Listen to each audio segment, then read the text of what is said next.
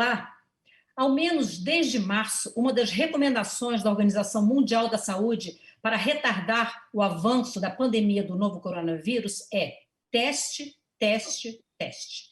Essa semana, no entanto, o Brasil foi surpreendido pela notícia da existência de 7 milhões de testes estocados. E o pior, 96% podem perder a validade já em janeiro.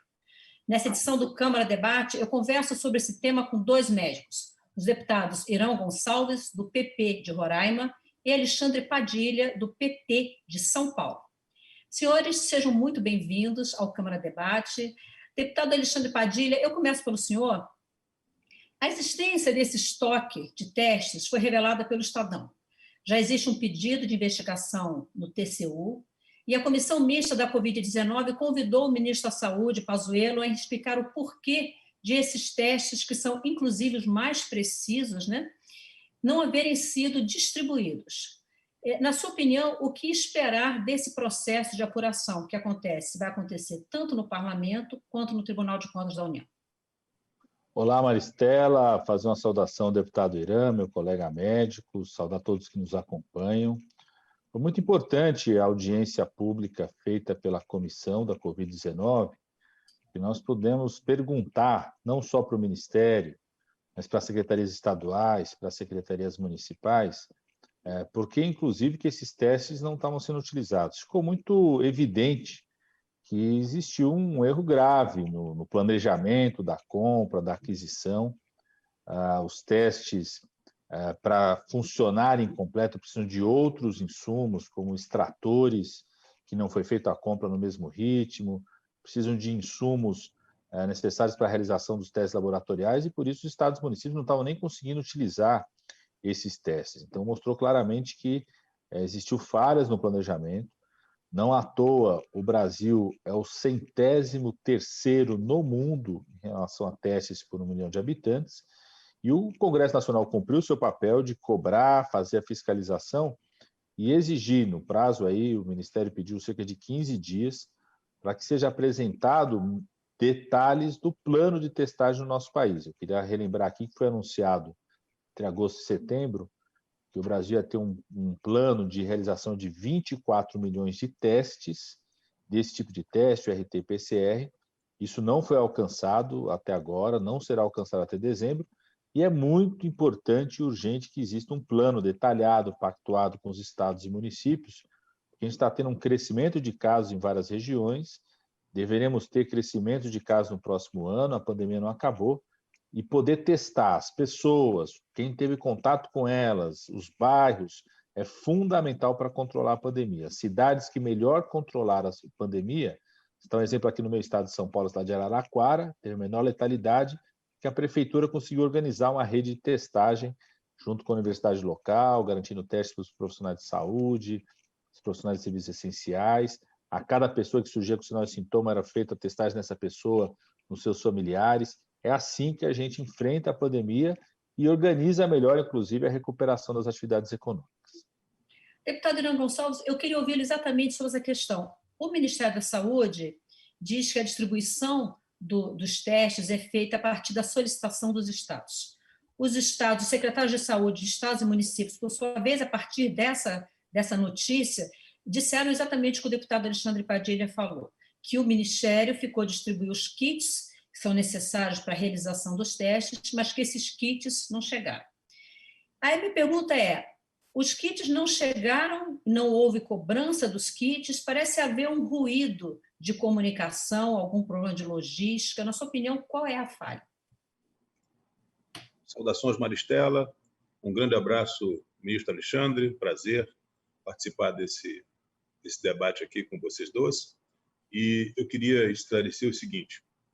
Maristela, esses 10 milhões de testes, eles foram comprados ainda na gestão do ministro Mandetta. E esses testes, por informações que obtivemos na Comissão do Coronavírus, eles foram adquiridos pela OPAS e pela Organização Pan-Americana de Saúde. E a grande maioria desses testes, cerca de 7 milhões desses PCR-RT, que são o padrão ouro para o diagnóstico da Covid, eles tinham uma validade de 8 meses. Ora, comprar teste nessa quantidade, com essa exiguidade de tempo de validade, alguma coisa errada aconteceu.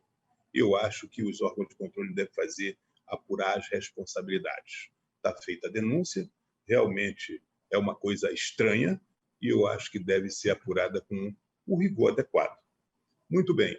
Mas na questão, hoje nós estamos vivendo uma nova onda de transmissão de Covid-19 no nosso país. E aí, eu acho que o Alexandre, que é um infectologista de mão cheia, vai convir comigo que, inclusive, toda essa campanha eleitoral com uma aglomeração maior de pessoas, porque, infelizmente, com todo o cuidado que se deve ter, é impossível se fazer campanha política sem aglomerações, e nós vimos aí que houve em todo esse país aglomerações, houve contato entre pessoas muito intenso, e isso, de certa forma, eu acho que aumentou a suscetibilidade das pessoas à infecção viral.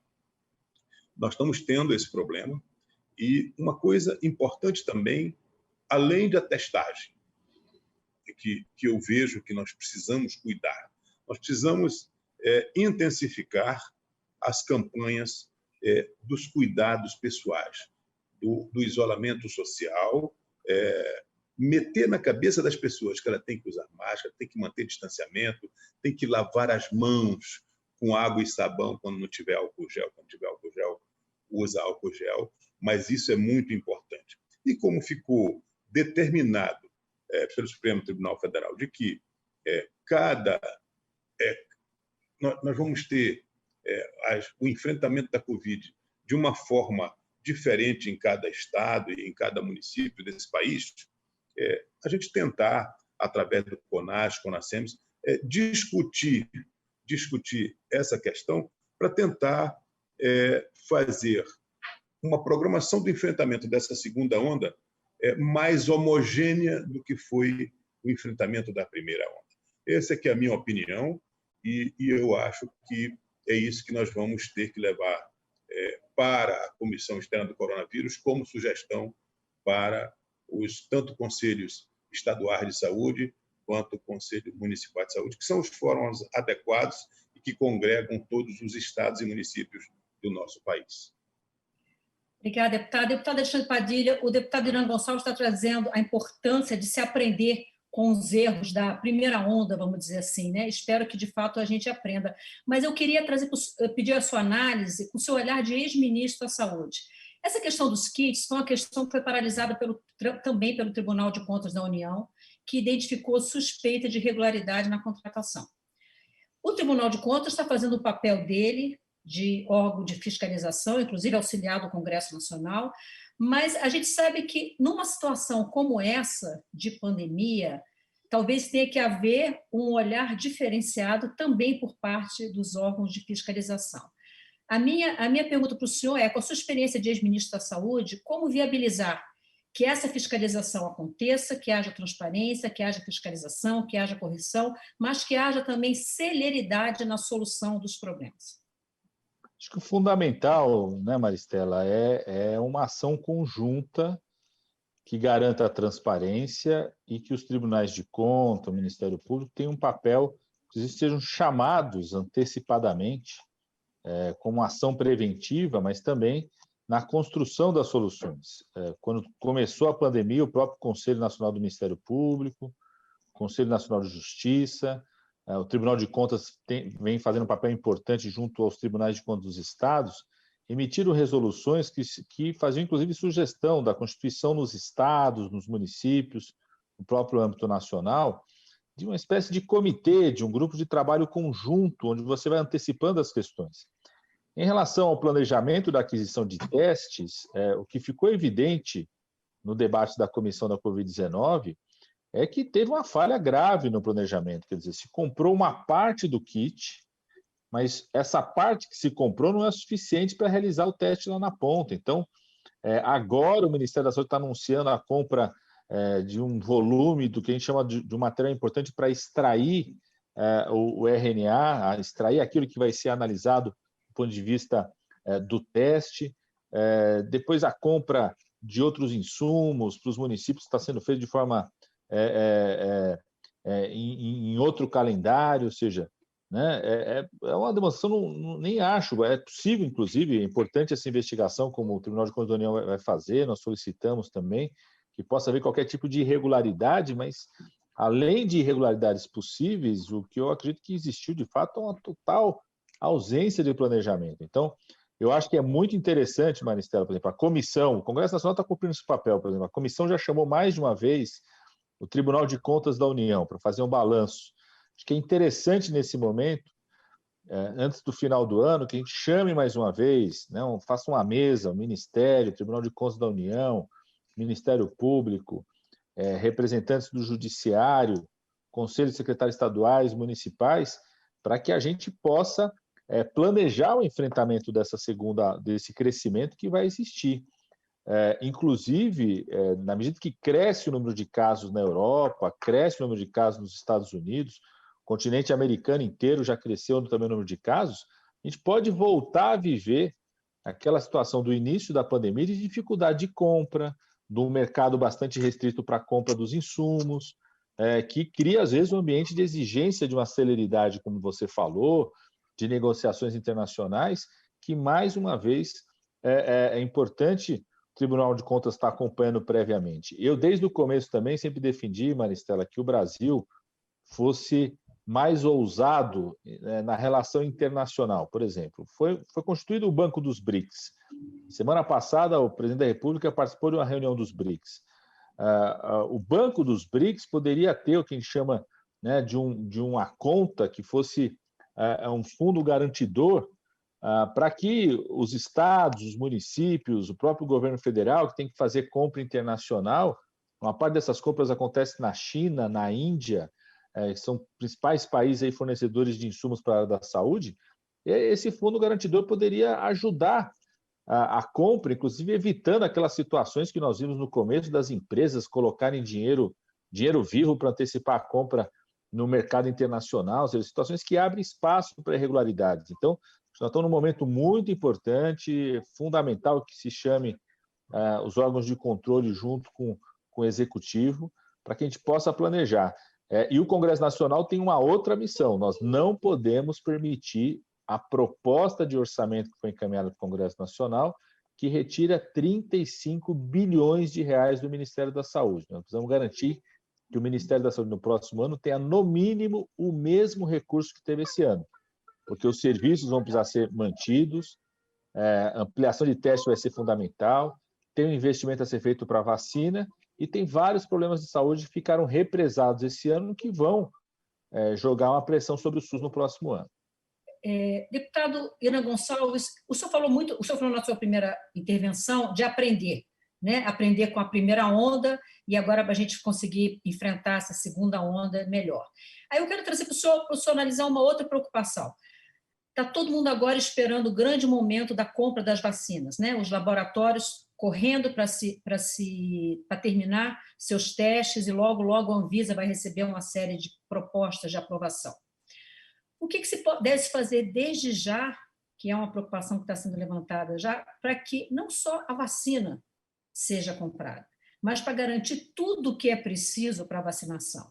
Seringa, armazenagem, logística, distribuição, isso está sendo pensado da forma como tem que ser pensado, e já com esses órgãos de controle trabalhando junto? Olha, Maristela, a nossa comissão externa do coronavírus, da qual fazemos parte, eu e o Alexandre, presidida pelo nosso querido colega deputado Luizinho do Rio de Janeiro, e tendo como relatora nossa colega Carmen Zanotto, nós temos criado um arcabouço legal, um arcabouço jurídico extremamente adequado para o enfrentamento dessa pandemia. Nós temos, inclusive, por exemplo, uma lei que dá ao governo e às instituições que importam insumos, quer sejam eles EPI, insumos, como você colocou, para manutenção, para transporte de vacina, e as próprias vacinas, insumos para vacina, IFAs, enfim, 72 horas a Anvisa tem para liberar esses insumos, desde que eles sejam aprovados nas 4 grandes agências internacionais. E também para proteger os brasileiros, que esses insumos sejam aprovados. Por exemplo, foi aprovado pelo FDA americano, que seja aprovado também para uso nos americanos. Tem muita coisa que, por exemplo, o FDA aprova for outside of US, né? Para fora dos Estados Unidos. Mas nós colocamos isso para, inclusive, proteger os nossos nacionais. Então, os marcos legais são extremamente claros e ajudam muito as instituições a facilitar a compra de insumos para que nós possamos estar preparados para vacinar. Hoje mesmo, pela manhã, eu conversei com a presidente da Fiocruz, a doutora Anísia, e as coisas, os testes, eles estão sendo feitos já há bastante tempo no país, a fase 3, tanto na vacina de Oxford quanto na Coronavac, que a Coronavac também era uma vacina pronta, não é, Padilha? É uma vacina que ela está pronta apenas. O que aconteceu com a Coronavac? Quando chegou na fase 3, não tinha mais quase circulação viral na China. Então, o laboratório Sinovac teve que fazer a fase 3 em lugares onde tem transmissão viral, como no Brasil, por exemplo. E eu tenho muita convicção de que, a partir de janeiro ou fevereiro, mais tardar fevereiro, nós vamos começar a vacinar. E aí também a nossa comissão já estabeleceu um marco legal que prioriza as imunizações, as vacinações, principalmente, primeiro, para a equipe multiprofissional que está no enfrentamento da pandemia e todas as categorias profissionais que estão envolvidas nesse processo, depois para os pacientes com comorbidades mais suscetíveis, e assim vamos fazendo ao longo do ano. Eu acredito que nós só vamos voltar a ter uma vida normal quando nós tivermos uma cobertura vacinal adequada, e aí essa cobertura vacinal ela vai ter que ser, inclusive, o carro-chefe de uma vacinação, de uma cobertura vacinal de todo o programa de imunização do Ministério da Saúde, envolvendo estados e municípios, para que nós possamos resgatar, inclusive, a credibilidade das vacinas. Porque agora mesmo nós temos, o Padilha também sabe, obviamente, nós estamos em vias de aprovar a vacina contra a dengue, que vai ser também muito importante para o nosso país, porque a dengue mata muito no nosso país. E eu volto aqui, finalmente, aproveitando aqui esse espaço, a dizer que importante agora é que as pessoas saibam que essa doença, Maristela, é uma doença séria, é uma doença que mata. Eu mesmo passei 14 dias na UTI, bati na trave, não entrei, mas tem muita gente que bateu na trave, entrou e morreu ao longo dessa primeira onda. Então, se há uma mensagem que eu poderia deixar aqui ao povo brasileiro, é de que se protejam. A responsabilidade da saúde é do país, é do Brasil, é das 3 esferas, federal, estadual e municipal. Mas tem que haver uma mobilização da comunidade, uma mobilização do povo, para que cada um seja responsável por si. Porque se cada um respeitar as orientações que são emanadas das autoridades sanitárias em relação ao isolamento social e aos cuidados, a gente melhora muito, diminui muito a transmissão viral. Então, é isso aqui que eu queria deixar assim, de mensagem. Eu sei que o nosso tempo é um tempo muito pequeno, mas eu espero que nós possamos ter aprendido com o sofrimento de tantas pessoas que morreram no mundo todo por conta de que, às vezes, não respeitaram essas orientações que nós estamos aqui falando sobre o isolamento e sobre os cuidados de higiene. Então, é isso que eu queria deixar de mensagem e dizer que a nossa comissão e o parlamento têm trabalhado muito para dar todo o suporte jurídico para que tanto o governo federal quanto estados e municípios tenham marcos legais adequados para fazer todo o enfrentamento dessa segunda onda da doença, que nós esperamos, eu tenho certeza que Padilha também, que ele seja menor do que foi a primeira onda aqui no nosso país. Deputado, eu agradeço muito a mensagem que o senhor deixou. Realmente é muito importante ouvir de alguém que passou pelo sufoco da Covid, por uma situação difícil, ouvir essa orientação. E o senhor, como médico, ainda tem ainda mais peso a sua orientação. Eu agradeço muito. Realmente, nosso tempo esgotou, mas eu agradeço muito, eu acho que valeu muito a pena. Muito obrigada, deputado Alexandre Padilha, muito obrigada ao senhor também. Um abraço. Muito obrigado, Maristela, um grande abraço, Irã. Vamos aprender com os erros da primeira onda para reduzir os riscos na segunda onda de casos. Abraço, Padilha. Tudo de bom. Saúde, amigo. Força aí, querido. O Câmara Debate vai ficando por aqui. Eu sou Maristela Santana e a gente se vê numa próxima edição. Até lá.